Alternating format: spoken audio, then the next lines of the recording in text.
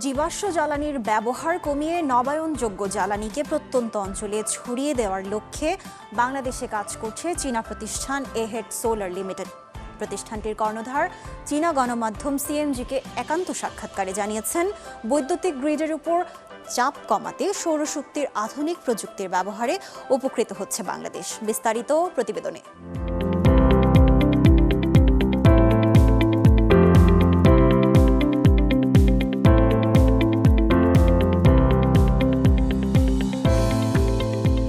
জীবাশ্ম জ্বালানির ব্যবহার যেভাবে বাড়ছে তাতে সেই দিন হয়তো খুব বেশি দূরে নয় এসব প্রাকৃতিক সম্পদ ফুরিয়ে আসবে। সেই বিষয়টি মাথায় রেখে চীনের রাজধানী বেইজিং থেকে সর্বত্র নবায়নযোগ্য জ্বালানি অর্থাৎ সৌরশক্তিকে ব্যবহার করে বিশ্বে নজির স্থাপন করে যাচ্ছে দেশটি।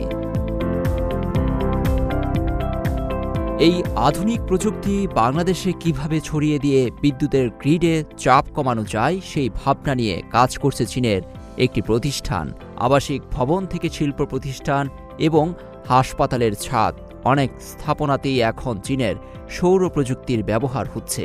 এর বিশেষত্ব হল সনাতন পদ্ধতির কংক্রিটের ছাদ ঢালাইয়ের পরিবর্তে এই সোলার প্যানেলই বিকল্প ছাদ হয়ে উঠতে পারে।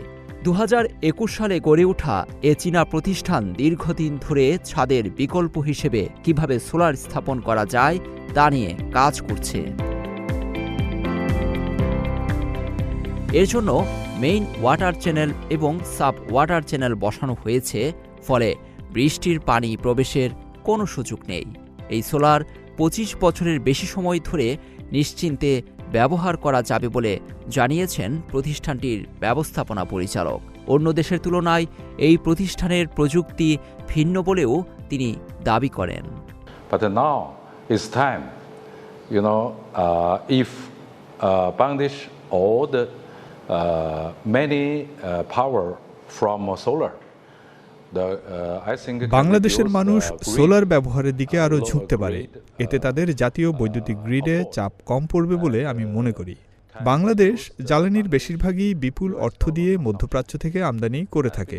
এক্ষেত্রে সোলার প্রজেক্ট নবায়নযোগ্য জ্বালানি, এর খরচও কম। জনসংখ্যার তুলনায় বাংলাদেশে জায়গা কম থাকায় আমার মতে ছাদ হয়ে উঠতে পারে দারুণ জায়গা। যে কোনো ছাদে এটি ব্যবহার করা সম্ভব। এতে গরমটাও কম লাগবে। If our government or all the person believe solar.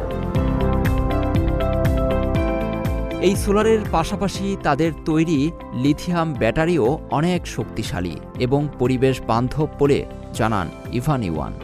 এদিকে 3 বা 4 হুইলার গাড়িতেও চলছে সোলার বসানোর কাজ। এক চার্জেই চলবে 10 থেকে 12 ঘন্টা।